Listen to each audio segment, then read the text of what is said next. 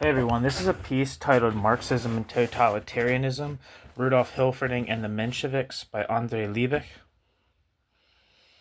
It's from an issue of Dissent from spring 1987, volume 34, issue 2. So here we go. In April 1940, the Paris-based Russian Menshevik journal Sotsialisticheskii Vestnik published an article by the famous Austrian Marxist Rudolf Hilferding entitled State Capitalism or Totalitarian State Economy, which will be on this channel soon. Hilferding argued that the Soviet Union should be understood as the harbinger of a new type of social formation, totalitarianism, and that the emergence of such a formation posed a major challenge to Marxist theory.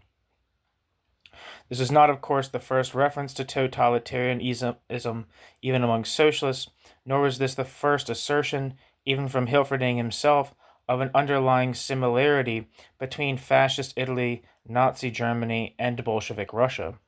It was the first time, however, that a major Marxist theoretician posed in such clear-cut terms the problem of the relation between Marxism and totalitarianism, and sought to resolve this problem by integrating two modes of analysis which had been and were to remain mutually hostile. As such, Hilferding's main article marks a milestone both in Marxist theory and in the theory of totalitarianism. My thesis here is that Hilferding's article was the culmination of a prolonged debate within Italian, German, and Russian émigré socialist circles concerning the applicability of Marxist categories to the historical processes they were witnessing. Hilferding's formulation of a theory of totalitarianism offered a solution to the problem posed by the inability of Marxist analysis to account for the nature of the Soviet Union. This formulation emerged from Hilferding's own interpretation of the German experience, but was decisively influenced by the Russian socialist Menshevik analysis of Soviet development. An examination of the argument and issues involved in the crystallization of Hilferding's position and of the Menshevik contribution to this process may not only cast light on what I would suggest is a continuing impasse in Marxist analysis of the Soviet Union, but may illuminate the foundations of the theory of totalitarianism as well. I will first trace the Russian socialists' attempt to interpret the Soviet experience in Marxist terms, as well as efforts by Russian and other socialists to relate the development of Bolshevism and fascism to already existing categories. I will then try to show why and under what circumstances the concept of totalitarianism came to be seen as a common theoretical solution to the dilemmas posed by two very different historical developments.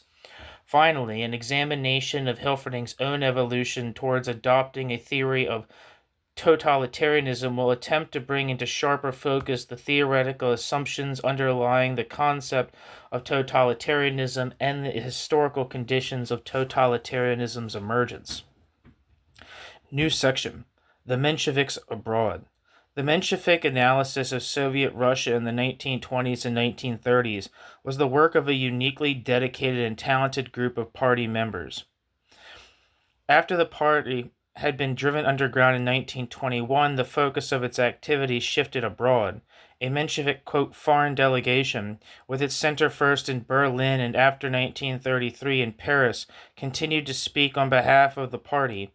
Headed initially by Yuli Martov and then by Fyodor Dan, the Menshevik Party abroad followed a policy of limiting its membership only to those individuals who could claim to have been party members in Russia.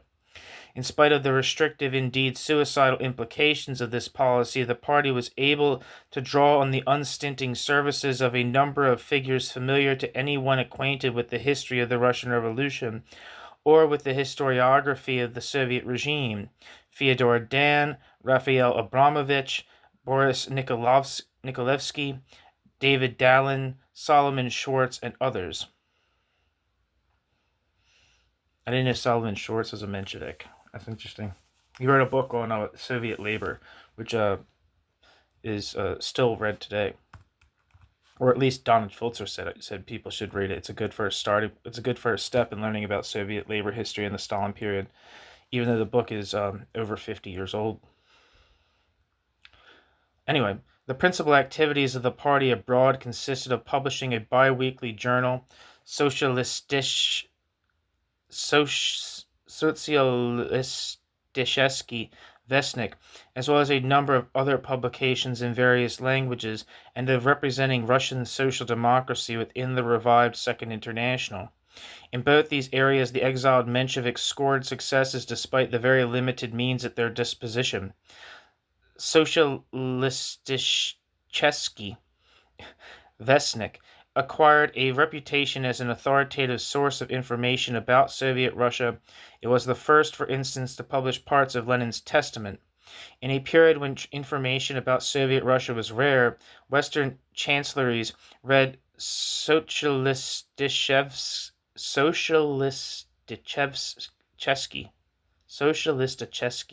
Vestnik carefully. Above all, Sotsialisticheskii Vestnik was appreciated by Western socialists for its impeccably orthodox Marxist analysis. Many of the Mensheviks' foreign language publications were actually written for the benefit of Western socialist parties. Within the Labor and Socialist International, too, the exiled Mensheviks were considered authoritative spokesmen on all matters related to the, quote, Russian question. Thanks to their political skills, the Mensheviks obtained entry into the higher councils of the International. Here, Mensheviks sat as formal equals with Western socialist leaders, including heads of government. Finally, by virtue of personal ties going back to pre-revolutionary days and of their new reputation as, quote, Sovietologists, members of the exiled Menshevik group found a vocation as formal or informal counselors to Western socialist parties. The political attitude of the Mensheviks was broadly defined by what was known as the, quote, Martov line. This attitude developed out of the Mensheviks' perception of the need to struggle on two fronts: against all reactionary efforts to roll back the achievements of the revolution, against Bolshevik efforts to rule without any concessions to democracy. The earliest practical implications of this attitude was Menshevik support for the Soviet state during the Civil War, even to the extent of calling upon party members to enlist in the Red Army. The same attitude found expression in Menshevik work abroad on behalf of recognition of Soviet Russia and in their categorical condemnation of any movements, conspiratorial, insurrectionary, or other, aimed at overthrowing the Bolshevik regime. At the same time, the Mensheviks described the Bolshevik order as founded on terror and excoriated the Bolsheviks relentlessly for their incoherence, their incompetence, their corruption, their self-deception, their deception of the masses. In the final analysis, however, the Mensheviks could not bring themselves to, quote, break faith with the revolution. As Raphael Abramovich put it, quote, we, admitting our Marxist incorrigibility, prefer the very worst revolution to the very best counter-revolution, end quote. Within this overall outlook, the Mensheviks elaborated a detailed interpretation of the economic and political nature of Bolshevik Russia.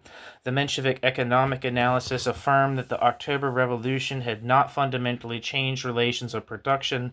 The Bolsheviks' initial attempts to realize communism in a backward land with the help of terror and bureaucratic regimentation created not an economic system, but only, quote, paper dams against the elementary working of economic laws. From the very beginning of the Mensheviks' prophecy that such defiance of economic laws would end in abject failure and that the Bolsheviks would be forced to retreat to capitalism. The introduction of the new economic policy confirmed these forecasts, although their satisfaction was mitigated by the political repression against their party that accompanied the NEP, as well as by the nature of this new capitalism.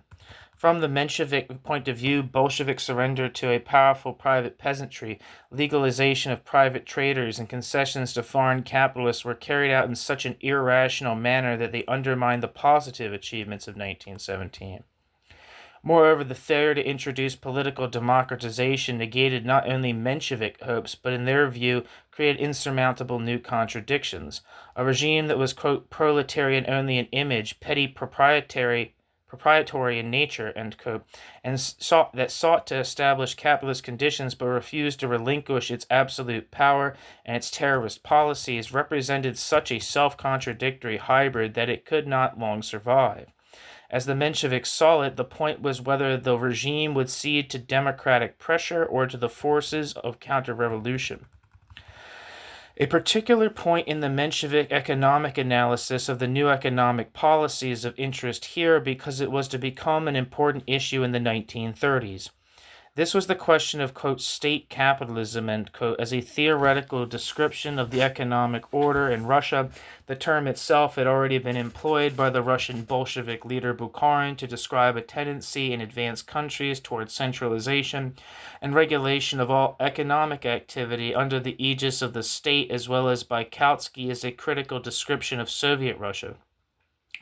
It was revived by Lenin to describe the new economic policy system in Russia, where overtures to private industry were combined with the maintenance of state control over the commanding heights of the economy. Lenin, and indirectly Kautsky's, references to state capitalism evoked Menshevik criticism both as a description of conditions in Russia and as a theoretical concept. David Dallant pointed out that denationalization had reached such proportions that now local organs could undertake the decision to denationalize. Even as Lenin was promising no more concessions, Krupp was establishing itself in Russia. Even the, quote, commanding heights, end quote, of the economy were being surrendered to private enterprise. Some sectors, such as transport, had already been publicly owned in Tsarist times. In sectors such as foreign trade, the state monopoly was a sham, since foreign merchants were coming into Russia in droves. Heavy industry, still state-owned, had shrunk to such an extent that it was an insignificant part of the economy. Indeed, there were fewer than 1.5 million industrial workers out of a population of 130 million who were still employed in the state sector of the economy. And this sector was the most deficit-ridden part of the Russian economy. On the theoretical level, Lenin's description of the, quote, the first socialist republic in the world, end quote, as a state capitalist system seemed to rest on the dubious proposition that if the government called itself communist, then the economy must be state capitalist. The implication of Lenin's statement, Dallant suggests, was that if one changed the government, one would have only ordinary capitalism. For a Marxist, however, to determine the nature of a social formation on the basis of such purely political and formal criteria was inadmissible. Moreover, Dallant added a socialist attitude towards state capitalism as a positive or negative phenomenon had to be conditioned by two considerations. First, what were the economic effects of this system? Second, what was the position of workers within the state capitalist system? According to pre-1914 socialist theory, the socialization of production was supposed to give a tremendous boost to productive forces. But what would be the effect of a socialization such as that occurring in Russia, which was being carried out at the cost of productivity?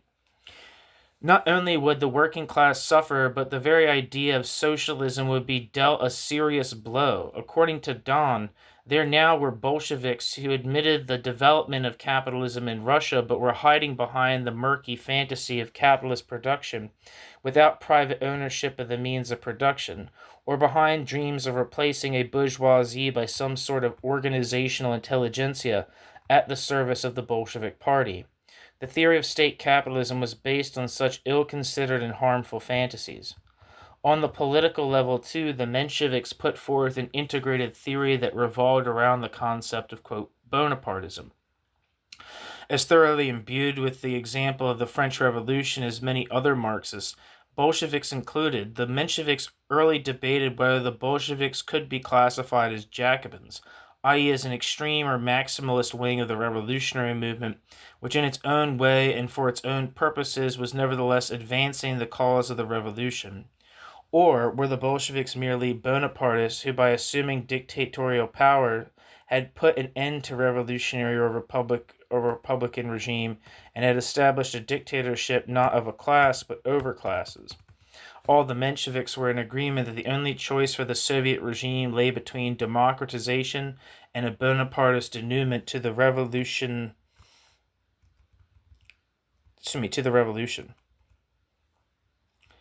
If the Soviet regime continued to deny the democratic rights acknowledged in its own constitution, if the Russian working class failed to win the Russian working class's own class independence and initiative, not only would the retreat to capitalism fail to raise productivity, because of the continuing climate of insecurity, but, quote, Bonapartism, in the sense of a post-revolutionary dictatorship, would result. New section. The Menshevik Revision. With Stalin's, quote, great turn or, quote, general line at the end of the 1920s, the Mensheviks found their carefully elaborated interpretation of Bolshevik Russia under severe strain. As the Russian landscape changed under the twin blows of industrialization and collectivization, the ideological and political landscape of the Mensheviks changed as well.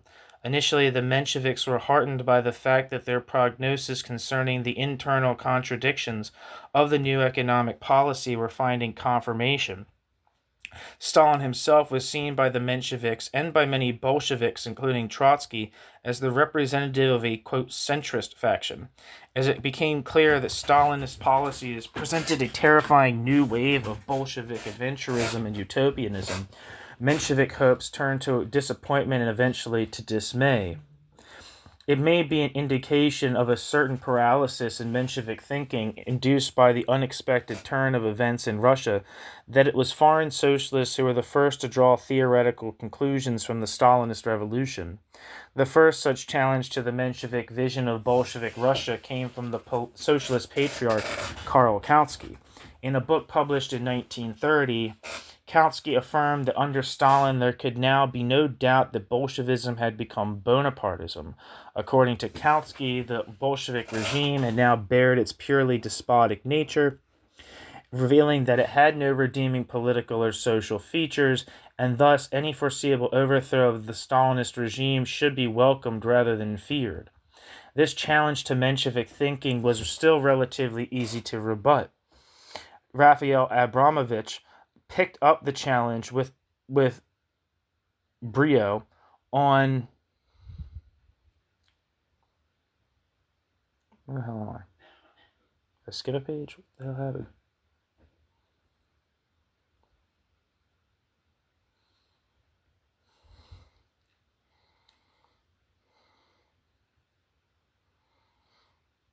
Okay, there we are. Sorry. This challenge to Menshevik thinking was still relatively easy to rebut.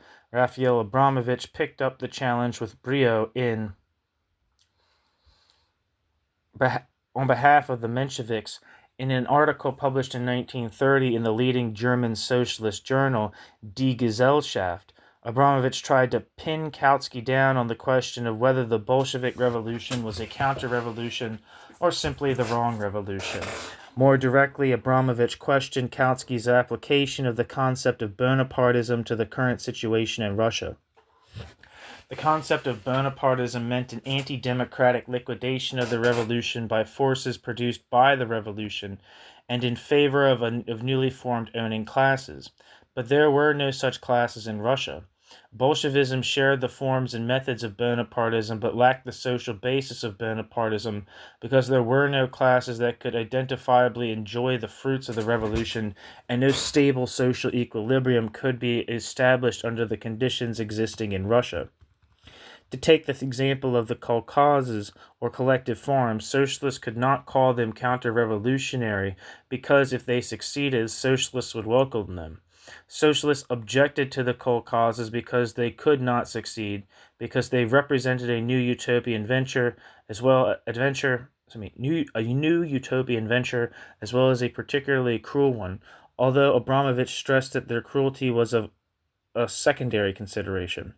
Similarly, the 5-year plan was not counter-revolutionary because the 5-year plan was not creating new possessing classes.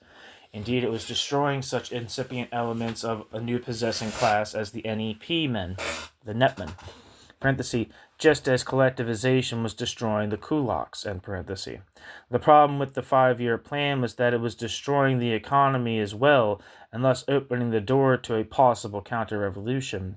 To speak of true Bonapartism in Russia, the terrorist dictatorship would have to be filled with a capitalist content. There was an ever-growing danger of such a development, but the process had certainly not been completed. The second challenge to Menshevik thinking was far more formidable, since it came not from the right wing of the Socialist International, whose critique of the Soviet Union, voiced by Kautsky and others, was familiar, but rather from the Socialist International's left wing, which had shared the Mensheviks' outlook. In 1931, the leading theoretician of Austrian Marxism, Otto Bauer, whose personal and ideological ties with several leading Mensheviks, in particular Fyodor Dan, were intimate, declared in Der Kampf that he was revising his earlier Menshevik-like views on Russia. Bauer admitted that he considered the plan utopian, but now he realized that it had greatly strengthened Russian industry. Otto Bauer had considered collectivization to be a formula for total disorganization, but in fact the harvest was improving. Even bourgeois journalists in Moscow were reporting that life was becoming easier. In the light of the experiences of the first 3 years of the 5-year plan, Bauer declared, quote, "We must recognize that the Russian Revolution has not only extirpated the remains of feudalism, but it has constructed the essential elements of a socialist order," end quote. Otto Bauer. Bauer's, quote, conversion shocked the Mensheviks profoundly. Among many reactions, Abramovich's reply in Die Gesellschaft summarized the majority Menshevik position. Abramovich accused Bauer of resuscitating the populist heresy that Russia could jump over the capitalist phase of development. In effect, Bauer was siding with Mikhailovsky, Tkachev, and Bakunin against Herzen, Plekhanov, and Engels. In a sense, Bauer was even giving support to the Stalinist view that socialism in one country is possible. The Mensheviks, on the other hand, did not believe the successes of current Bolshevik policies to be great or lasting enough to justify a revision in their basic point of view. Admittedly, the Mensheviks had underestimated the extent to which an absolutist regime could utilize human material bereft of all force of opposition. However, the fact remained that Bolshevik progress was being carried out by means of a severe policy of underconsumption, which had been depressing living standards continuously since the introduction of the, quote, general line, that is, the policy of forced collectivization and industrialization, and it rested on the absurd premise that a peasantry numbering 100 million people could be quickly destroyed. The shrill tone of Abramovich's critique was dictated by Bauer's further conclusions and their implications for Russian social democracy. In his Kampf issue, Bauer had urged the Mensheviks to accept the Bolshevik dictatorship not only as a historical necessity, but as a factor actually favoring socialism. Menshevik demands for democratization should be moderated or even suspended until some future moment when democratization could be introduced as the final stage in the process of transformation already undertaken by the Bolshevik regime. In Abramovich's view, Bauer's recommendations rested on a faulty analysis of the nature of the Soviet regime and on fallacious reasoning. For the Mensheviks, the Bolshevik dictatorship was a form of utopian revolution, which in proletarian socialist guise was realizing the national tasks of a bourgeois peasant revolution. It was not a, quote, proletarian state with bureaucratic distortions, end quote, as Lenin had claimed and as Bauer now seemed to believe. Rather, it was a bureaucratic despotism with proletarian phraseology. The war raging in the Soviet Union was not between proletarians and peasants, but between the dictatorship and the masses, peasant as well as proletarian. As long as the dictatorship persisted, the unavoidable process of degeneration of revolutionary utopianism into some sort of state capitalist Bonapartism would continue. In spite of such brave rejoinders, the Mensheviks were badly shaken by the apparent successes of Stalin's policies. In 1931, Abramovich had put the question squarely, quote, what would happen if, the Bolshevik, experiment succeeds, end quote. At that time, Abramovich had answered quite categorically, quote, this would mean that we should burn not only the Sotsialisticheskii Vestnik, The Sotsialisticheskii Vestnik party platform, but also all the Marxist books we have ever studied. As evidence of Bolshevik success mounted, however, the Mensheviks proved reluctant to draw such radical conclusions immediately.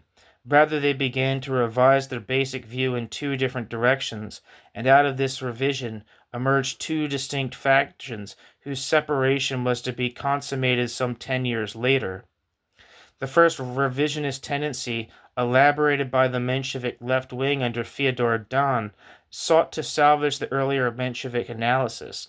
After some groping and hesitation, and notwithstanding the earlier Menshevik critique of the notion of state capitalism, these Mensheviks now argue that the Soviet Union could perhaps be seen as having entered a necessarily transitory phase of state capitalist development. Objectively speaking, this phase represented real progress via the earlier primitive form of capitalism. Industrialization and collectivization in particular were achievements that no further democratic regime in Russia could attempt to undo.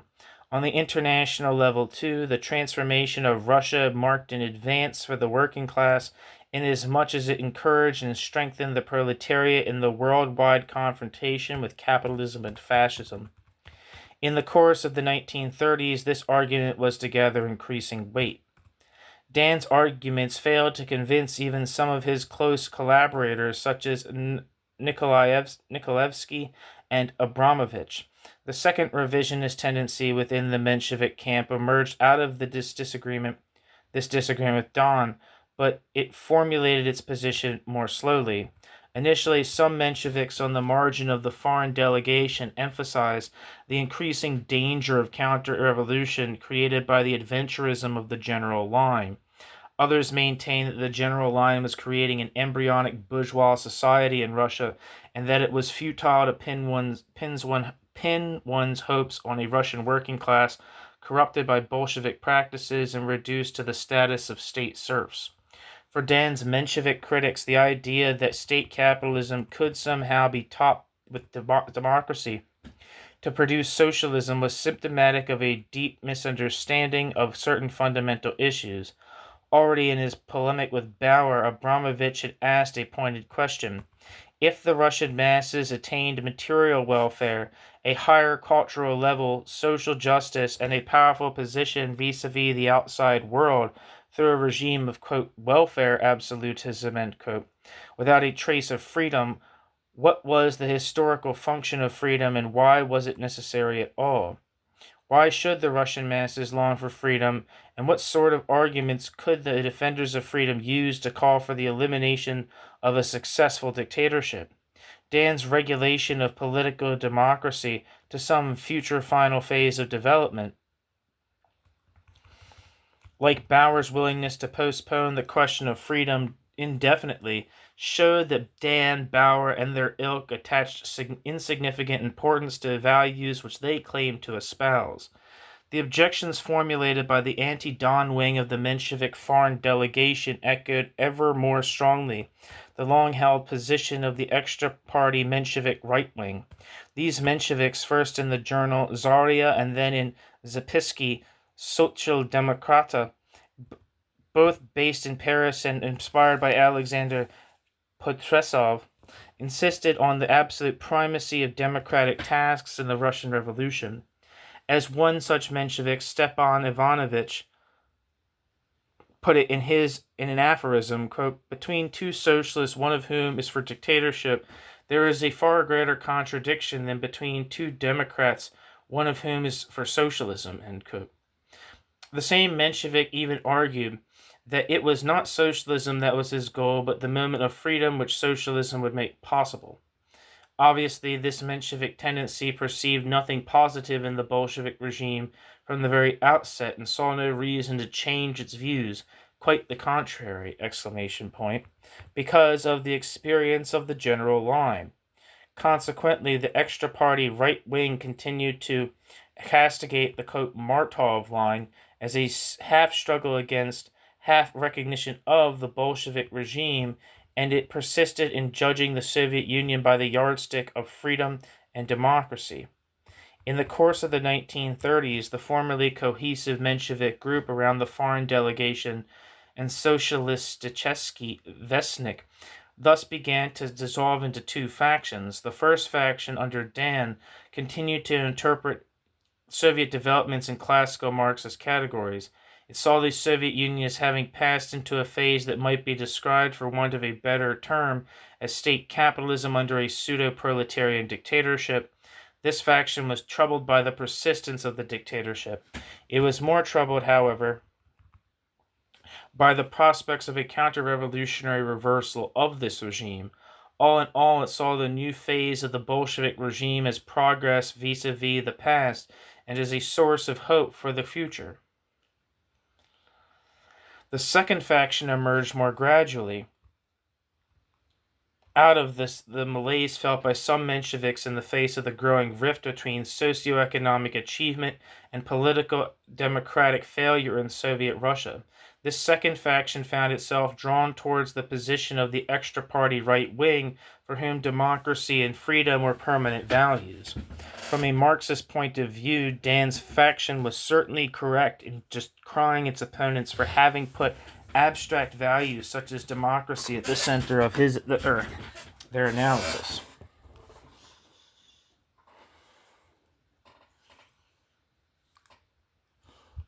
At the same time, Dan's opponents were justified in pointing out that one could not separate questions relating to the economic base from those relating to the political superstructure. To say that Soviet Russia was progressive as some sort of state capitalist system but regressive as a political dictatorship was an unsatisfactory solution.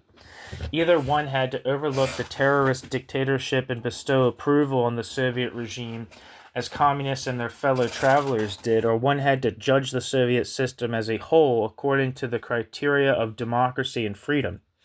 In the latter case, one would find the Soviet regime irredeemably blemished, but also indescribable in Marxist categories. Indeed, the underlying problem for the Menshevik right lay in the fact that the Soviet regime was unclassifiable in Marxist terms, and for the moment, the Menshevik right found itself at a loss to describe the regime in alternative theoretical terms.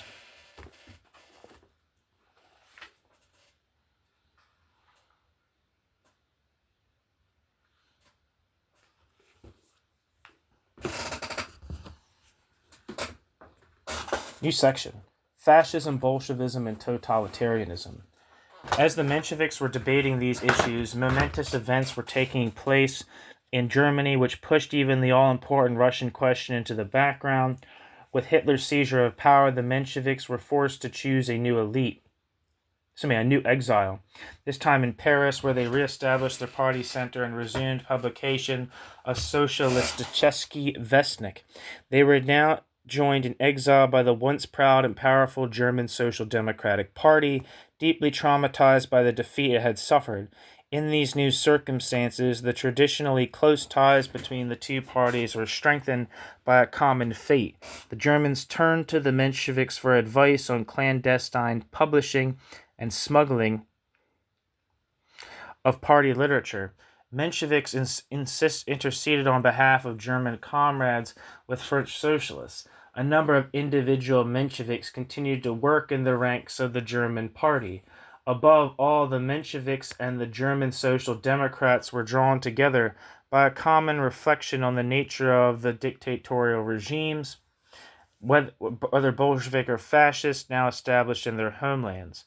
Obviously, socialist thinking on the nature of fascism predated Hitler's seizure of power. Simplifying considerably, one might say that the particular characteristics of the socialist view of fascism was that the socialists accepted the communist thesis according to which fascism was a direct outgrowth of capitalism, but they expressed so many reservations or qualifications that they tended to put the thesis itself into question. Not surprisingly, the pioneers of socialist theories on fascism came from yet another exile group, the Italian socialists, who fled abroad mostly to Paris as the first victims of fascism. In explaining Mussolini's successes, these Italian exiles pointed to Italy's backwardness as a factor contributing to the triumph of fascism.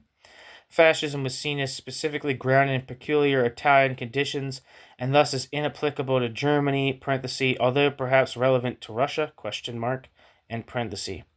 At the same time, the Italian socialists emphasized the multiplicity and heterogeneity of the social groups supporting fascism.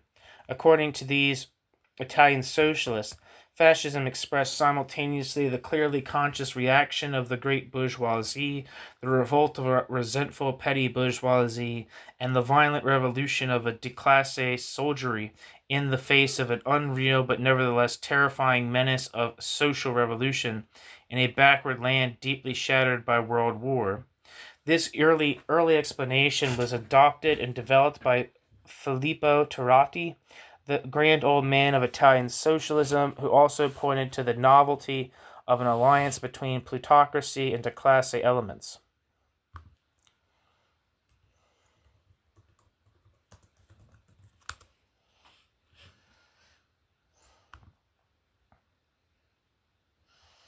Wikipedia says Filippo Turati lived from 1857 to 1932, and was an Italian sociologist, criminologist, poet, and socialist politician.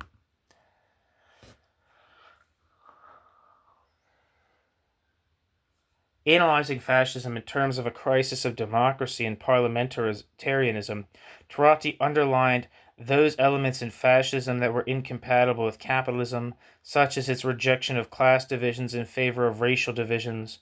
According to Turati, the identification of fascism and capitalism rested on the application of a single abstract criteria, the defense of private property. In fact, fascism was not just an anti-proletarian, capitalist-dominated movement. It was an order based on the glorification of a caste system and on a permanent state of war. It represented a threat not only to the proletariat but to civilization itself.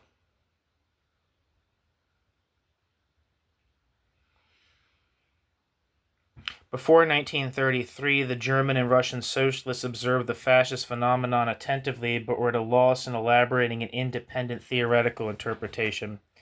Oda Olberg, the German Social Democratic Party's correspondent in Rome, wrote that fascism seemed to be a bourgeois class movement without actually being one, and that fascism's victory was not a victory of the bourgeoisie, although it was a defeat of the proletariat.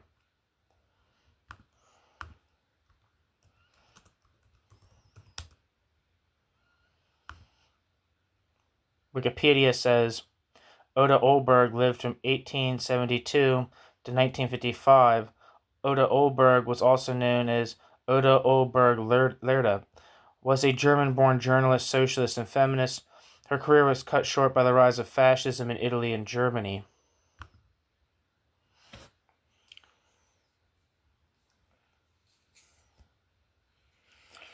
Sotsialisticheskii Vestnik explained fascist strength in Germany in terms of the crisis of those middle strata that had formerly been the backbone of the Republic. For the most part, however, German socialists approached fascism as a political rather than a theoretical challenge. The Mensheviks tended to take refuge in the theory that, quote, fascism was, a superstructure for working out the economic problems of capitalism, end quote. Virtually from the very beginning of all discussion of fascism, a recurrent theme in this discussion was the comparison between fascism and Bolshevism. Obviously, this comparison was vigorously directed by both fascists and communists. It was advanced by certain traditionalists appalled by the mass nature of these movements, and it was promoted as well by liberals for whom Bolshevism and fascism were equally distant from the rule of law. This comparison acquired a popularity and momentum on its own in America, perhaps because of the prevailing liberal outlook there, as well as because of the distance from which European events were observed. Among socialists, such comparisons between fascism and Bolshevism were handled gingerly. To be sure, German social democratic activists were eager to put a sign of equivalence between their, quote, red and, quote, black opponents. Within the Menshevik circles of the early Sotsialisticheskii Vestnik article on fascism spoke of the similarity of impulses which gave rise to communism and fascism, and of the common utopianism of these movements. By the early 1930s, some Mensheviks of the party majority were speaking loosely of, quote, fascism in a revolutionary disguise, end quote, in the Soviet Union. Of course, the extra-party right Mensheviks had always identified Lenin and Mussolini as identical pillars of European reaction, whose regimes were born of the same mood of social revolt. Notwithstanding such views, most socialist theoreticians were not inclined to pursue the comparison between Bolshevism and fascism to its ultimate conclusion. Among the Italian émigrés, the first works to examine the two movements in a common framework saw them both as responses to certain national tasks, as different although not opposed moments of the development of capitalism into socialism. Other analyses of the late 1920s among both German and Italian socialists also brought out the differences rather than the similarities between Bolshevism and fascism by stressing differences in goals and belief systems. Hitler's seizure of power in 1933 gave a powerful push to the comparison between what was happening in Germany and what was happening in what had happened in Russia. Both countries are now subjected to a dictatorial regime, a single-party system, and an all-powerful leader. From the point of view of the socialists, in both cases, the existing situation had been caused by a bourgeoisie that had defaulted in its historical tasks. Most specifically, however, considerable responsibility lay with socialists themselves, since the SPD was seen as having committed some of the same errors as the Russian Mensheviks. Both parties had failed to complete their respective revolution. They had adopted an overly abstract and dogmatic attitude to Marxism, and they had failed to take account of mass sentiment.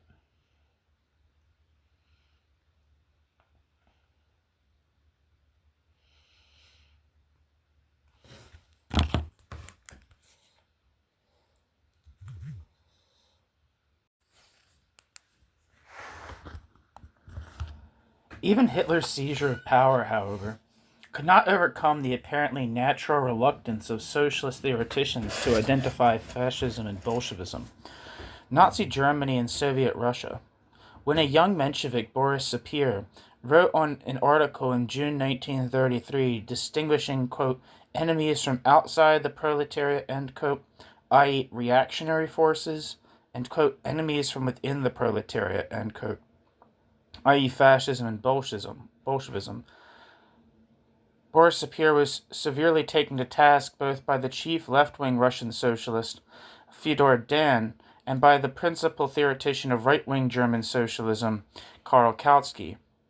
In writing of the, quote, German catastrophe, Dan himself devoted considerable energy to refuting the leader of the extra-party right-wing Mensheviks, Alexander Potresov, who had recently equated fascism with Bolshevism.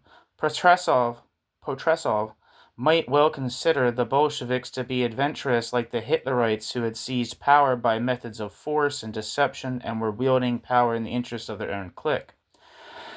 Even if this were the case, and according to Dan it was not, it should be evident to Potresov that these Bolshevik adventurers were not wagering on the liquidation of revolutionary processes unleashed by the war.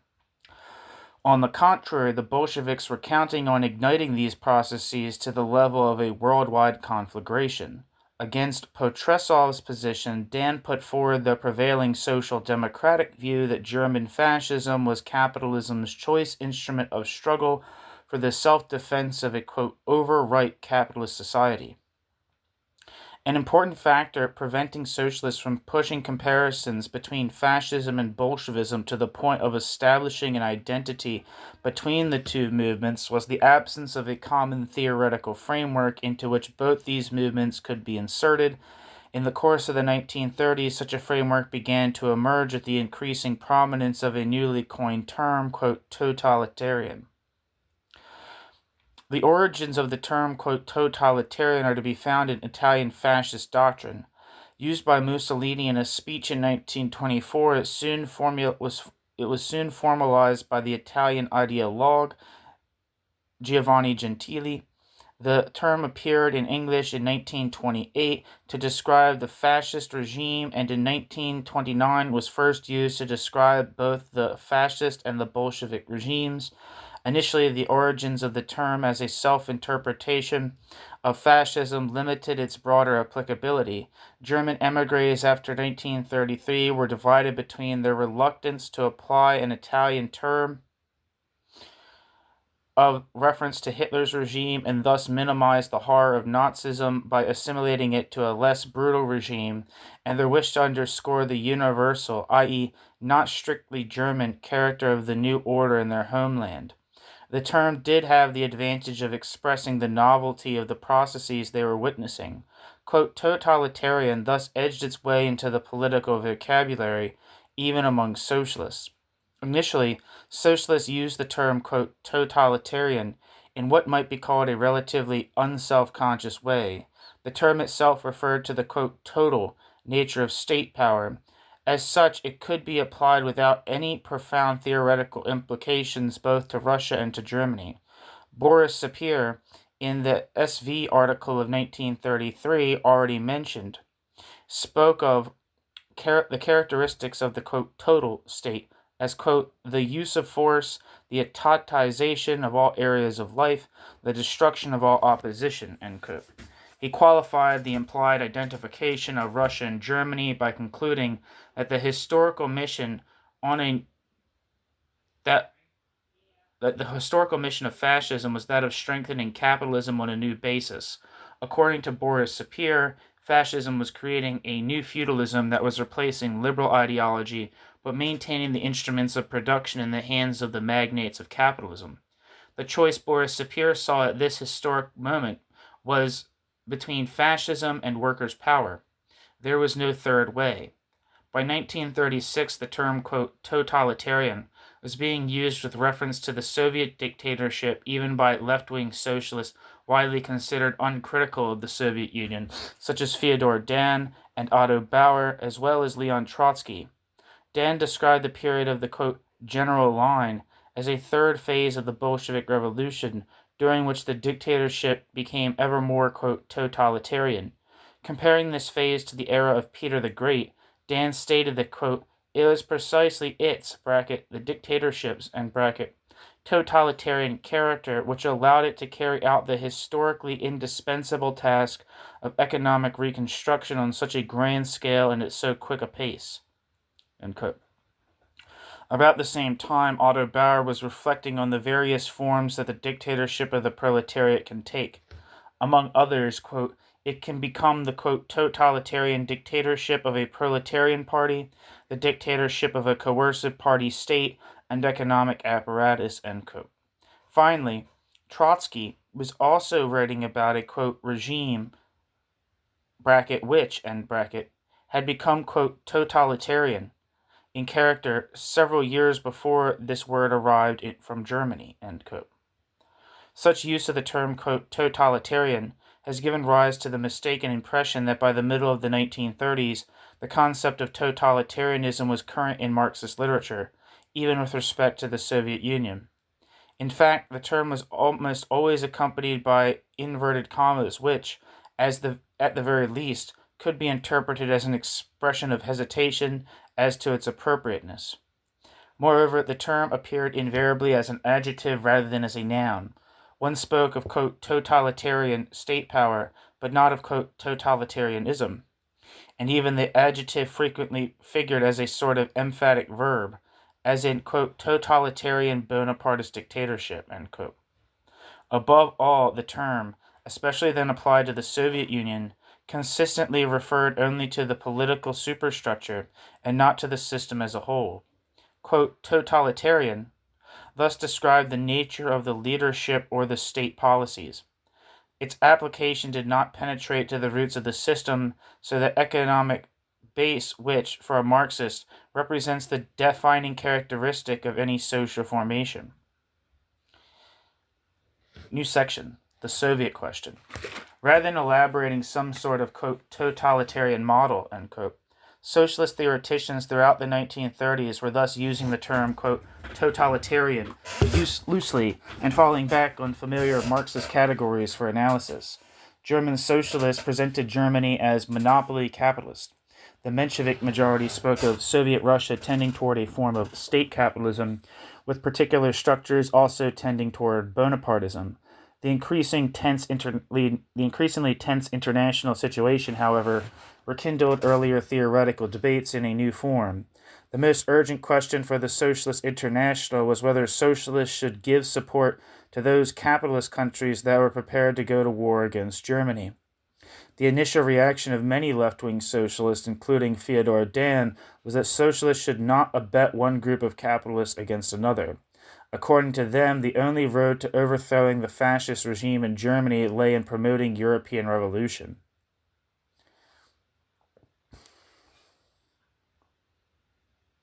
As against this position, an increasing number of socialists advocated recognition of the fact that the new alignment of forces was between democracy, even bourgeois democracy, and dictatorship. The insistence on democracy as the key criterion of judgment thus acquired even wider currency. As long as socialists had seen the principal contradiction of the day as one between bourgeois and proletarian forces, their choice had been clear. With the growing insistence on the cleavage between democracy and dictatorship, the question of attitude and policy towards the Soviet Union became increasingly problematic.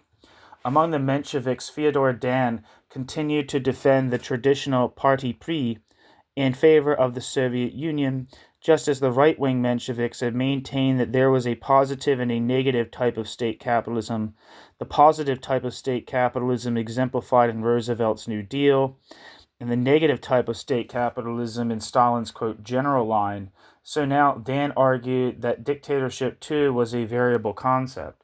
Unlike the, quote, total fascist dictatorship, the Bolshevik dictatorship, quote, remained in its nature the revolutionary utopian dictatorship of a class tied to a definite part of the working class, end quote.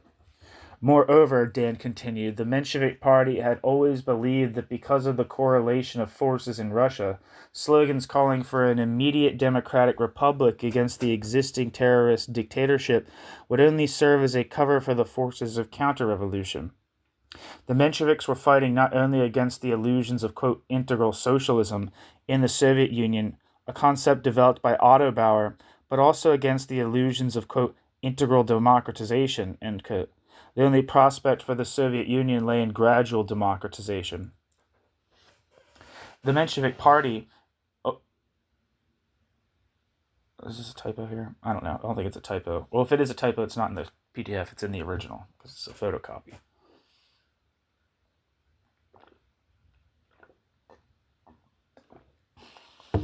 It says, the Menshevik Party, Dan evolved leftward. Although Dan asserted that the, quote, the role of the dictatorship as a barrier of progress, even in its most barbarian and twisted forms, was exhausted, end quote.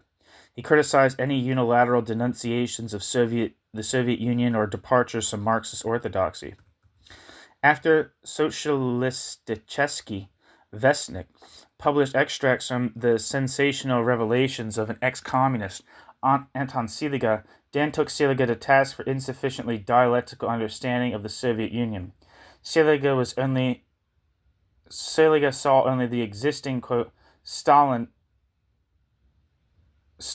lies, end quote, and not the, quote, democratic socialist truth, end quote, being born of the revolution. While himself speaking of the, quote, totalitarian dictatorial regime, end quote, in Russia, Dan berated Siliga for failing to see the positive role of the Soviet Union in the international arena and for writing as if the true place of the Soviet Union were alongside Germany, Italy, and Japan. Siliga was also wrong in seeing a new type of social system, neither capitalist nor socialist, emerging in the Soviet Union. Although Dan used the term, quote, state capitalism, end quote, frequently, he now rejected Siliga's use of the term. Siliga did not realize that state capitalism, like fascism on the ideological level, was only a transitional form. If the dictatorship of the bureaucracy maintained itself indefinitely, the result would be not the creation of some, quote, third system, but the outright restoration of capitalism in the Soviet Union. For the moment, the very contradictory nature of developments in the Soviet Union was itself proof that the revolution was not yet completed. In the second half of the 1930s, the Menshevik synthesis, originally based on the quote Martov line, and on later attempts to interpret the Soviet Union in Marxist terms, began to unravel. Dan's former allies within the foreign delegation, such as Nikolevsky and Abramovich, moved towards the Menshevik right wing. If Stalin's constitution once again raised hopes of a positive evolution of the Soviet regime, the purges of the late 1930s destroyed these hopes. By the end of the decade, the traditional Menshevik understanding of the Soviet Union no longer commanded a consensus, although no theoretically coherent alternative interpretation had yet emerged. In these circumstances, the announcement of the Hitler-Stalin Pact in August 1939 represented a veritable bombshell. As one Menshevik put it, for some Mensheviks, life did not seem worth living after hearing the news. Within a few weeks, during which Germany and Russia invaded Poland, the Menshevik foreign delegation put out a unanimous resolution, couched in the strongest terms, quote, Stalinist despotism has torn from itself the revolutionary garb in which it long paraded, ... It represents the domination of a national imperialist clique, which has fallen to the level of Hitlerism, end quote. Dan himself wrote that Stalin incarnated the Bonapartist Nazi tendencies long carried by the autocracy. Stalin had thus, quote, broken the last threads tying him to proletarian socialism, and whatever Stalin's further zigzags, Stalin had shut himself off from all roads of return onto the terrain of the working class movement, end quote. Dan.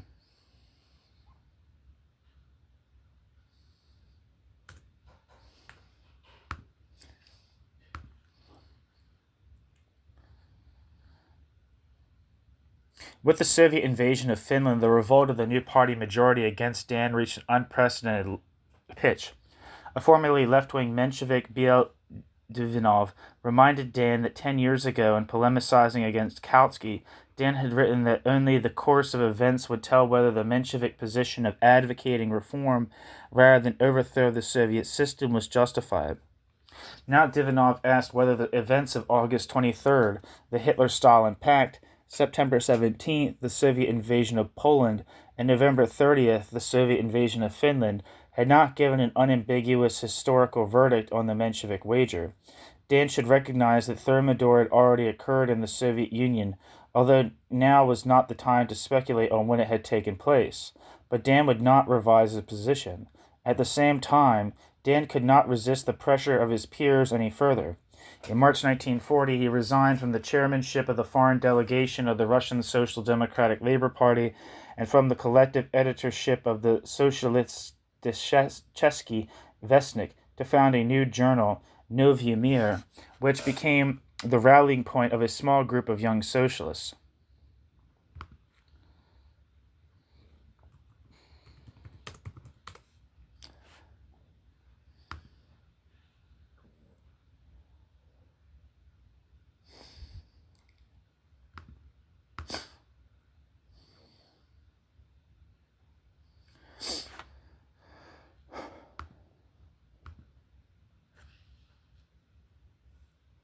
The editorial position of Novy Mir was clear. Stalin is one thing, the Soviet Union is another. Those who would have the West declare war against the Soviet Union are dangerously wrong. A merciless critique of Stalin's policy since August 23, 1939 is necessary, but this critique can only be effective if it shows ways out of the crisis. Such a critique cannot be undertaken by those who believe that the policy of August 23rd was inevitable. Novy Mir put out only 4 issues before the fall of France, sent all of the Mensheviks into a third exile. It is interesting to note that the term, quote, totalitarian refers frequently in its pages, but invariably with respect only to the fascist countries. Novy Mir, like Sotsialisticheskii Vestnik, spoke of the confrontation between civilization and freedom and totalitarian barbarism and force. For Novy Mir, however, the Soviet Union, if not in its actual Stalinist form, then in its essential nature and its potential, belonged clearly to the camp of freedom and not to the camp of totalitarianism. As for the future, Novi Mir expressed the passionate conviction that the only choice before humanity lay between socialism and barbarism. Not surprisingly, Novi Mir and Sotsialisticheskii Vestnik immediately saw themselves and were seen as rivals. In this competition, both journals sought contributions from the acknowledged leaders of international socialism to legitimize their own position. Thus, in its last issue, Novi Mir proudly published an article entitled, quote, "Some Illusions" by one, quote, Austriacus, end quote. In fact, the prominent Austrian socialist Oscar Pollack, looks like.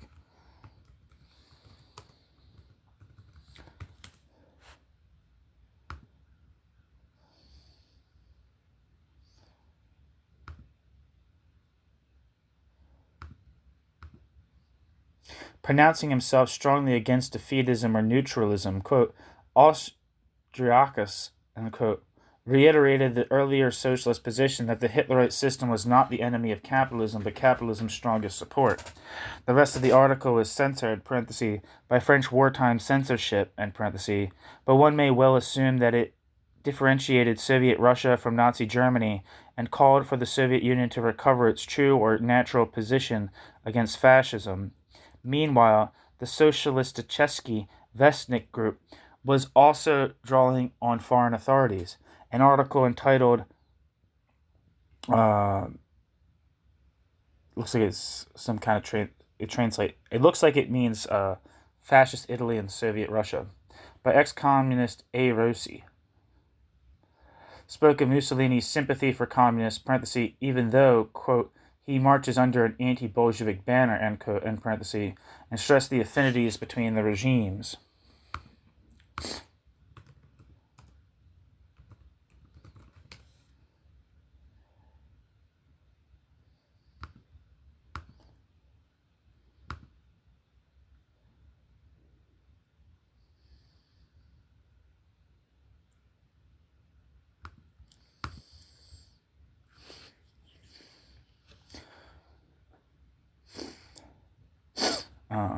Rossi concluded by stating that, quote, we must unveil the most dangerous illusion according to which National Socialist, Fascist, and Stalin regimes have some, quote, socialist, end quote, traits which in fact they never did, end quote. In a final paragraph where the term, quote, totalitarian appears 5 times, Rossi added, quote, it is essential to define socialism in its principal opposition to totalitarianism as a doctrine which can have nothing in common with totalitarian statism, and which can only be brought about by way of an ideological straightening out of the working class, end quote. Rossi. Still searching for foreign support, Sotsialisticheskii Vestnik now turned to an even more authoritative spokesman. In a private letter to a party comrade, Nikolevsky complained that, quote, we do not know anything at all about American (socialist) literature, which brings us into the orbit of polemics about state capitalism, end quote. Nikolevsky added that, quote, Abramovich wants to find support, for our position, in the authority of an Austrian, For example, Hilferding would be glad to write in our journal, and the theme begs itself, a theoretical piece about state capitalism in connection with contemporary debates about fascio-Bolshevism, end quote. Shortly, there appeared an article by Hilferding, State Capitalism or Totalitarian State Economy.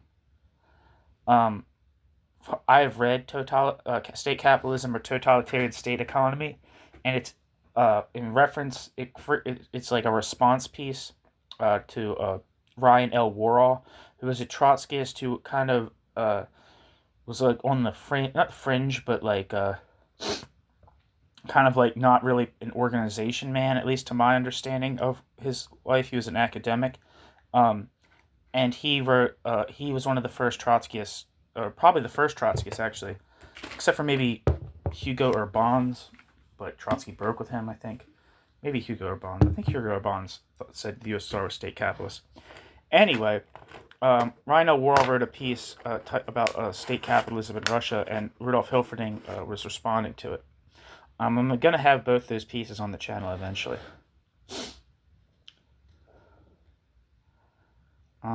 Here we go. New section. Hilferding's theory.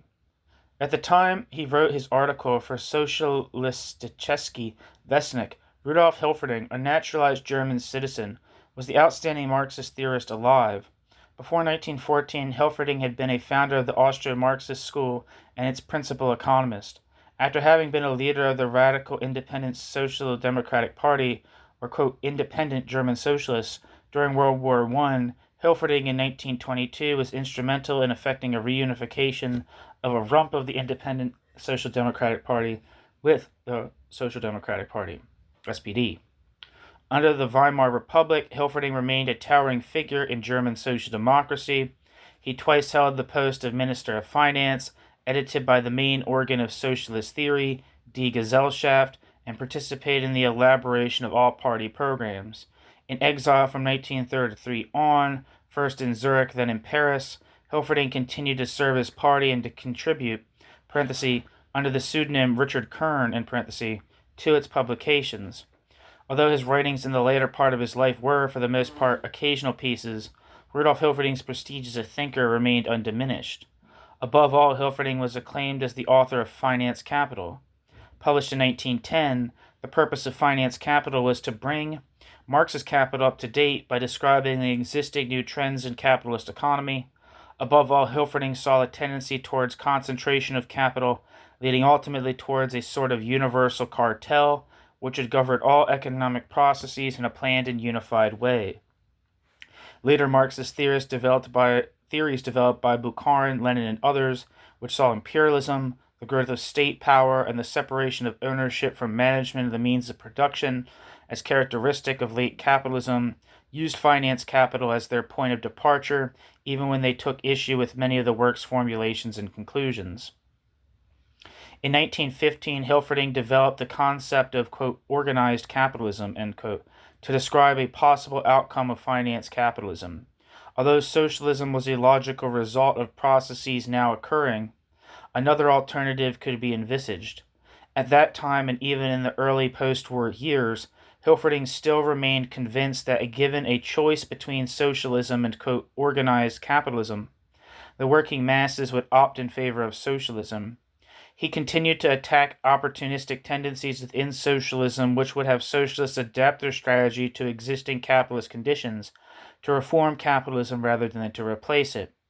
By 1924, however, Hilferding seemed to have come around to the position that, quote, organized capitalism, end quote, could itself represent a transitional stage towards socialism. This reorientation in Hilferding's thinking can be seen either as a realistic assessment of a new situation or as a capitulation to reformism. Post-war capitalism appeared to have entered a new period of stabilization.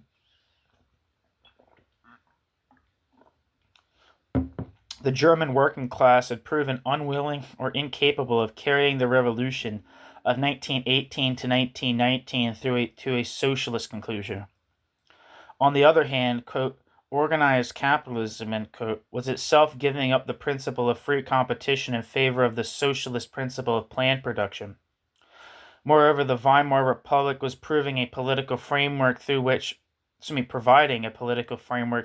working class could ever more emphatically assert control over the economy. The task of this generation, according to Hilferding, was to bring the economy under the aegis of the democratic state through conscious social regulation.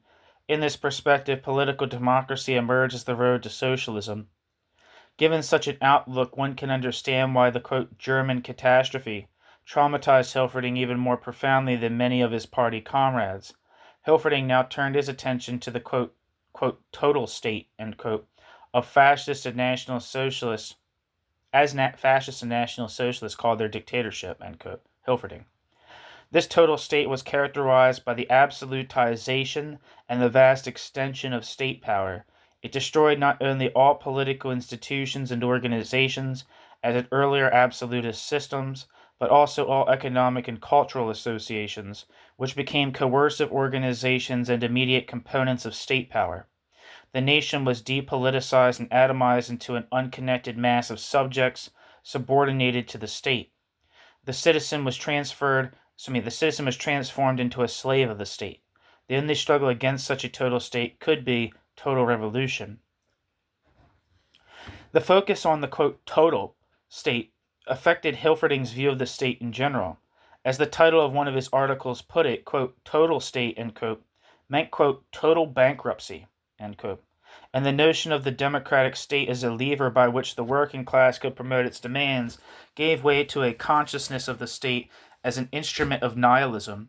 In preparing the final version of the SPD's Prague Manifesto in 1934, Hilferding changed the positive term Verstaatlichung found in the earlier drafts to Vergesellschaftung. Although Hilferding had used the latter term earlier, it now reflected a new wariness in regard to the state, not only to the fascist state. In writing about experiments in, quote, organized capitalism, such as those being undertaken in New Deal America, Hilferding now expressed a highly critical attitude instead of seeing these experiments as he might have seen them a few years previously in terms of a promising step towards a socialist transformation. At the same time, however, there were two elements in Hilferding's new outlook that provided an element of continuity with his earlier views. First, notwithstanding his disillusionment with the evolution of capitalism in the West, Hilferding adopted what was known in the SPD as a, quote, Western orientation. This implied that the natural allies of the German socialists in their struggle against Hitler were to be found in the socialist parties of the Western countries and even in non-socialist Western forces opposed to Hitler, rather than in an alliance with the Soviet Union and the Communist movement. In fact, Hilferding went much further in this line of reasoning than many of his party comrades were prepared to go, at least initially. From 1933 on, Hilferding lobbied the Labor and Socialist International in favor of a policy of Western rearmament and military opposition to the Hitler regime. This contrasted with still existing trends in the Socialist International in favor of, quote, equal rights for Germany, end quote, and even with the official international socialist position, which consisted of calls for general disarmament and a strategy of general strike in case of war. The second element of continuity in Hilferding's views appeared in his position within the ongoing debate concerning, quote, freedom versus, quote, socialism, a debate which we have traced among the Mensheviks as well, and a debate in which Hilferding eventually was to come out in favor of the primacy of freedom. Whereas in the programmatic article already cited, Hilferding avoided a clear-cut choice between these values by leaving it up to the, quote, dynamic of historical processes and specific conditions to determine their relative importance. By the following year, Hilferding was insisting that one cannot suspend the goal of freedom in order to realize the means, i.e., socialism. Indeed, by formulating the issue in these terms, Hilferding was suggesting that a basic dividing line lay not only between socialist and non-socialist regimes, but between those states that valued freedom and those that did not. Finally, and perhaps more significantly, the, quote, German catastrophe moved Hilferding to undertake a long-term reassessment of Marxism itself. Hilferding's intimates recount that he had long resisted all urgings to revise his finance capital, claiming that conditions were not yet ripe. After 1933, such revision became both more imperative and more difficult. The metamorphosis of, quote, organized capitalism, end quote, into the, quote, total state made the hypothetical possibility of a negative evolution evoked by Hilferding 20 years earlier into a tragic reality. The evolution undermined the postulates of Marxism not merely because Marx had not foreseen such an evolution, more fundamentally because such an evolution put into question the Marxist understanding of historical necessity itself. In correspondence with Kautsky and in exchanges with friends, Hilferding continued ever more strongly to express doubts about the course of historical development and to voice his disappointment at the failure of the Marxist historical subject, the proletariat, to accomplish the task of liberation to which the proletariat had been called. In the last months of his life in late 1940, Hilferding was to write a posthumously published article where he affirmed that blind force was the decisive factor in history. The very, quote, blindness of this process imposed limits on the possibility of knowing the laws of history, so that, quote, we cannot speak of, quote, necessity in Marx's sense, but only of, quote, chance in Max Weber's sense, end quote, Rudolf Hilferding. In this article, Hilferding traced the process of ever-growing power of the state and the state's increasing domination over society and economy. However, Hilferding's first and indeed only concrete analysis of this process in relation to Marxist theory is to be found in the article he had published earlier in 1940 in the Sotsialisticheskii Vestnik on the Soviet Union as a totalitarian state economy. New section, Russian connections. The fact that Hilferding should make an important theoretical statement concerning the Soviet Union itself requires explanation. Unlike Otto Bauer, Hilferding was not an expert on the Soviet Union, familiar with the Russian language, or possessed of first-hand knowledge of Soviet Russia. Unlike Karl Kautsky, Hilferding did not have the sort of long-standing interest in the Russian question that had led Kautsky to make frequent pronouncements on Russian matters. To be sure, Hilferding's career too had been affected by Russian events. At the historic Halle Congress of the Independent Social Democratic Party of Germany in 1920, Hilferding had shared the stage with Martov as they both debated against Zinoviev in an attempt to stem socialist defections into the communist camp. Then as later, however, although Hilferding occasionally expressed his distaste for Soviet Bolshevism, Hilferding's direct comments on Soviet Russia were rare, and even Hilferding's attitude to communists was pragmatic rather than theoretically founded. In the exile period, as his party comrades discussed the merits of a common front with the communists, Hilferding expressed impatience with that disagreement over the future order in Germany should take precedence over the immediate need for joint action. Moreover, right up to 1939, when writing about the, quote, total state, Hilferding avoided using the Soviet Union as an example of the phenomenon he was describing. At the same time, in the circumstances of the period, Hilferding could not remain any more indifferent than other socialists to the course of events in the Soviet Union and to their theoretical implications for the Marxist idea. Hilferding thus relied on a small group of intimate associates to satisfy his need for information, to keep abreast of the theoretical debates concerning Russia, and to test his own views on contemporary trends against the lessons to be drawn from the Russian experience. As it happens, the four individuals on whom he relied most heavily were all active Mensheviks: Yuri Denica, pseudonym Georg Decker; Alexander Schifrin, pseudonym Max Werner; Grigory Bienstock, and Boris Nikolevsky. A participant in one of the Socialist International's congresses in the 1920s recalls that when Hilferding entered the Congress Hall with Denica and Schifrin, some delegates commented with a wry reference to Hilferding's journal, quote, "Das ist die Gesellschaft." This is the society, I think that means. I'm not sure. One wonders how many of these delegates realized that Hilferding's right-hand man on Die Gesellschaft, Denica, and its brilliant young contributor, Schifrin, were Russians, as was another contributor and prominent member of the Berlin SPD organization, Geo Bienstock. The fact that there were close relations between Russian and German socialists and that the SPD willingly helped the exiled Mensheviks was well known. Sotsialisticheskii Vestnik was first published on the presses of the SPD's Vorwärts. Rumor had it that when the SPD was in a position to do so, it used the German diplomatic pouch to transmit correspondence and copies of the Sotsialisticheskii Vestnik from Berlin to Russia. The Menshevik Party organization may also have received a subsidy from the SPD through indirect channels, and several Mensheviks were employed at SPD or trade union headquarters. However, the extent to which Russian socialists like Denica, Schifrin, and Bienstock could be completely integrated into the German party does not seem to be sufficiently appreciated. Indeed, German scholarly literature on the period barely seems aware of the Russian ties of these individuals. Moreover, the prominence of these three Russians in the German party increased after 1933, perhaps because they proved less disoriented by the experience of exile, a second exile for them, than were the Germans. When the SPD was driven into exile in 1933, Denica was among the first in the German socialist milieu to initiate a fundamental rethinking of German socialist strategy and doctrine. Seeing the defeat of the SPD as analogous to the defeat of Russian social democracy in 1917, Deniker was among those who identified the mistake of German socialists as that of having failed to complete the revolution at the opportune moment, parenthesis, 1918 to 1919 in the case of Germany, February to October 1917 in the case of Russia, in parenthesis. Moreover, at the crucial moment of confrontation with their enemies, fascist or Bolshevik, both socialist parties had failed to muster the political will necessary to prevail.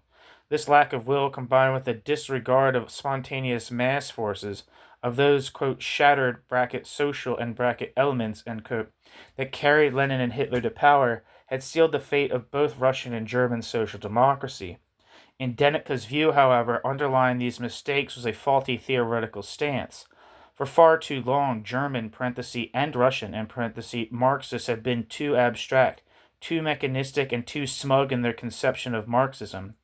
Even at the present time, i.e. in 1933 to 34, as some German socialists were trying to make a, quote, new beginning by seeking out, quote, true Marxism, they were in danger of repeating the same errors. Instead of concentrating on class analysis and constructing their image of man out of their analyses of classes, Marxists should work in the opposite direction and put the analysis of man into the foreground. According to Deniker, instead of emphasizing material and economic conditions, they should concentrate on the, quote, un-Marxist question, end quote, of the spiritual values that make up reality. As a member of the Menshevik foreign delegation, Nikolevsky was privy to all party debates, and among the German socialists with whom Nikolevsky was in closest contact after 1933 stood Rudolf Hilferding. This is confirmed not only by Nikolevsky's own reminiscences, but also by the files of the Paris police. During a period in 1936 when Nikolevsky was under police surveillance, Hilferding proved to be the most frequent visitor to Nikolevsky's lodgings.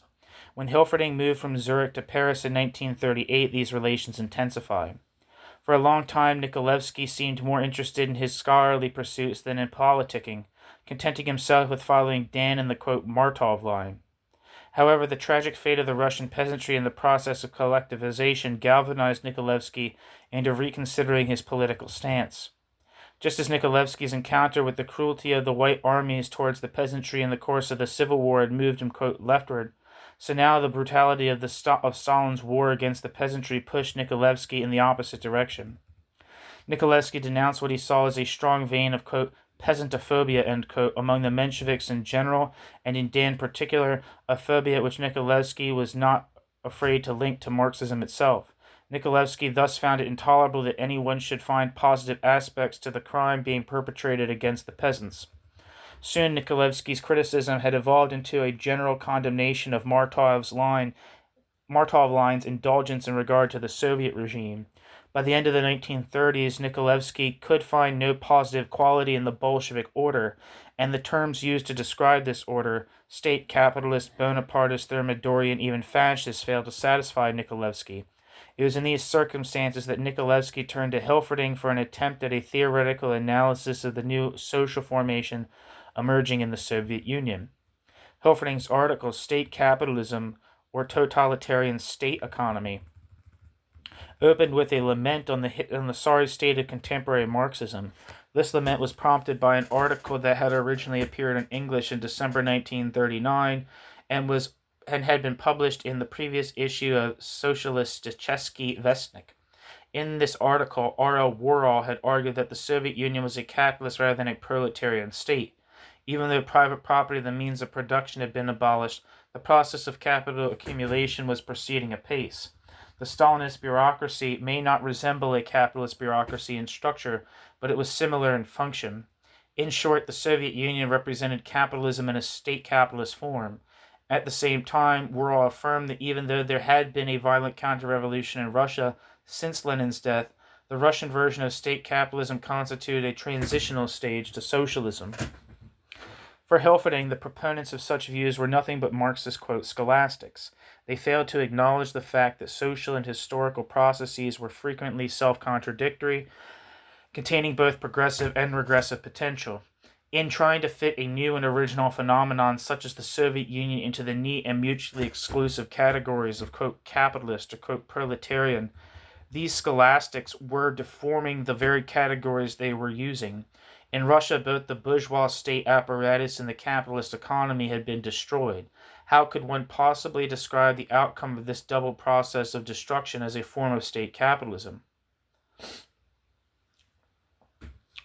Even independently of Russian conditions, quote, the concept of, quote, state capitalism, end quote, can hardly pass the test of economic analysis, end quote. According to Hilferding, a capitalist economy is governed by the autonomous laws of the market. Indeed, it is the autonomy of the market rather than the existence of private property that constitutes the specificity of capitalism. A capitalist economy is a producer's economy, whereas a state-run economy is a consumer's economy. In a state-run economy, prices and wages continue to exist, but instead of determining what is produced, they become the state's means of distributing the products of production of society. There is no, quote, profit in such an economy because profit means the individual appropriation of surplus products, nor is the process of accumulation similar in a state-run economy and in a capitalist economy.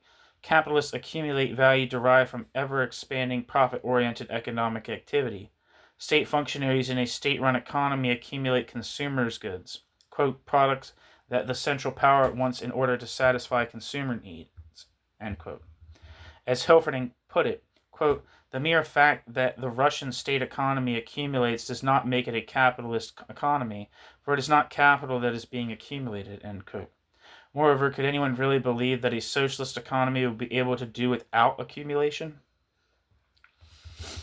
As accumulation does not prove the existence of a capitalist economy, the fact that management of the economy is entrusted to bureaucrats does not make the bureaucracy into a capitalist ruling class. The bureaucracy is not a unified group. Its material benefits do not constitute an important portion of the social product. And it does not possess any independent basis of power. The apparent omnipotence of the bureaucracy and the camouflages the real situation, ruled by a few individuals who seized state power, eliminated democracy, and transformed the state apparatus to their own ends. These individuals, Lenin, Trotsky, and later Stalin, created the, quote, first totalitarian state, the first totalitarian state even before the name was invented, end quote. Hilferding. The overriding historical significance of the process undergone by Soviet Russia, parenthesis, and experienced also in the countries where fascism and National Socialism had taken place, end parenthesis, was that the economy had lost the primacy it enjoyed in bourgeois society. As the totalitarian state realized its essential nature by subjecting the economy to its own aims, the economy was stripped of its own laws.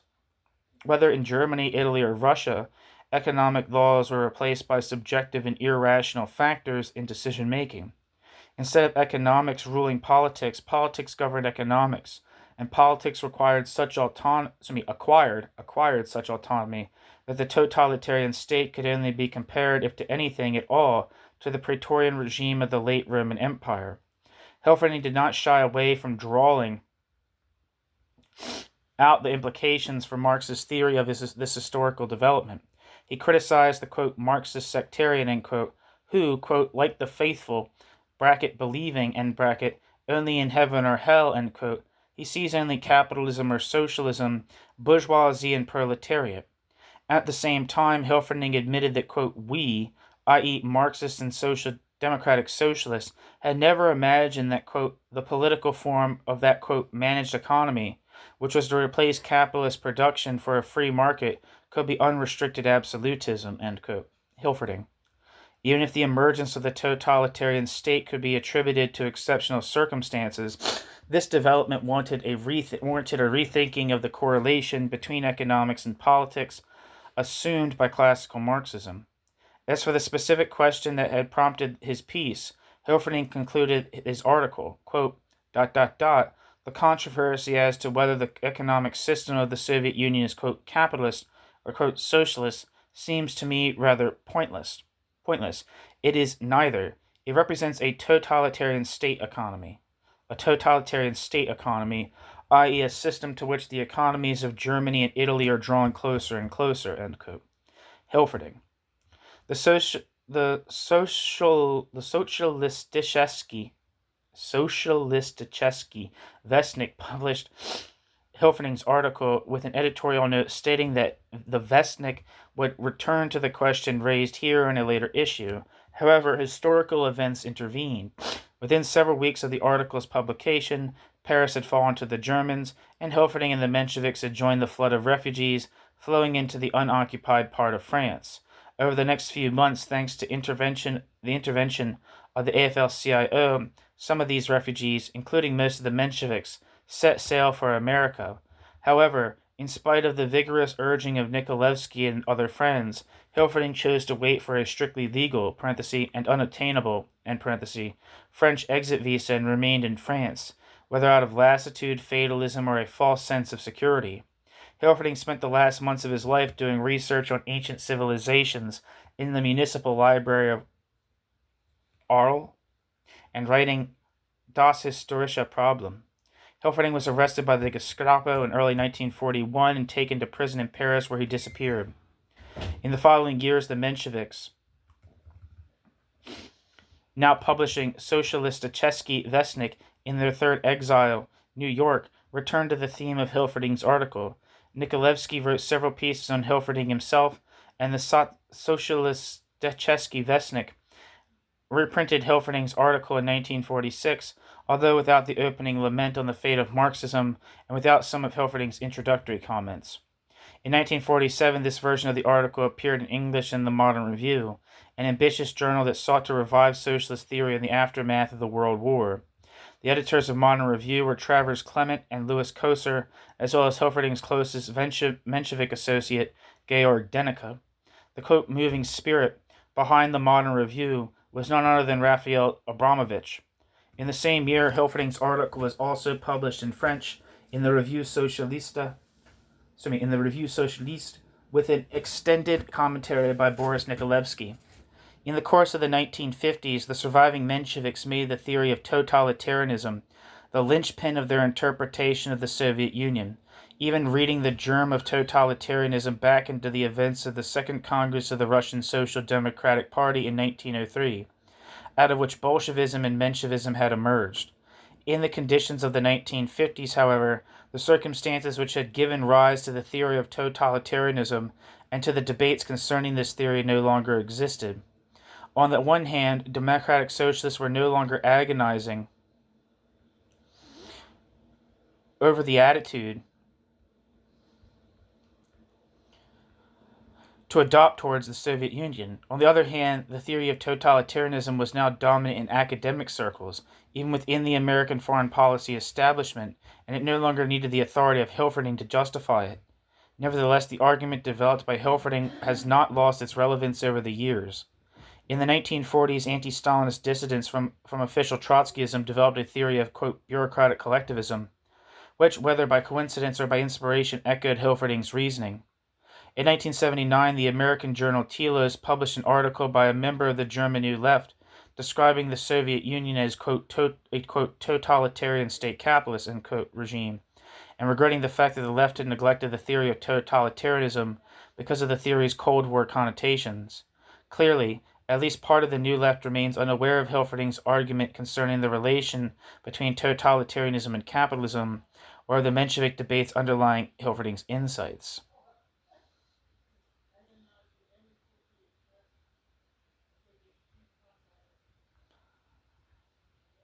That's the end.